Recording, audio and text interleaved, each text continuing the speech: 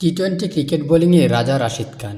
এটা নিছক কোনো দাবি নয়। জাতীয় দলের বাইরেও যতগুলো ফ্র্যাঞ্চাইজি ও টুর্নামেন্ট আফগানি তারকা স্পিনার খেলেছেন এবং খেলেছেন তা অবিশ্বাস্যই বটে। মাঠের পারফর্মার এবার রেকর্ডের চূড়ায়। স্বীকৃত টি-টোয়েন্টিতে 661 উইকেট নিয়ে যৌথভাবে শীর্ষে ছিলেন সাবেক ডোয়াইন ব্রাভো এবং রাশিদ খান। সেই রেকর্ডটা এবার এককভাবে নিজের করে নিলেন আফগান স্পিনার রাশিদ খান। দক্ষিণ আফ্রিকা টি-টোয়েন্টি লিগে এমআই কেপ টাউনের হয়ে খেলেছেন রাশিদ খান। গতকাল পার্ল ওয়ারলেসের বিপক্ষে সেমিফাইনালে 33 রান দিয়ে 2 উইকেট নিয়েছেন রাশিদ খান। এই ম্যাচের পর টি-টোয়েন্টিতে রাশিদের উইকেটের সংখ্যা হয়েছে 633। ব্রাভো রয়েছে 631টি উইকেট। ব্রাভোকে চাপিয়ে গেলেন রাশিদ খান। এই 633টি উইকেটের মধ্যে আন্তর্জাতিক টি-টোয়েন্টিতে আফগানিস্তানের হয়ে 161 উইকেট নিয়েছেন রাশিদ খান। বাকি 472টি উইকেট নিয়েছেন ফ্র্যাঞ্চাইজি ক্রিকেটে। বিভিন্ন দেশের লিগে খেলেন রাশিদ। তার মধ্যে উল্লেখযোগ্য Sunrisers Hyderabad, Gujarat Titans, Adelaide Strikers, Sussex Sharks, Trent Rockets, MI Cape Town. ব্রাভোর থেকে অনেক কম ম্যাচ খেলে তাকে টপকে গিয়েছেন রাশিদ খান।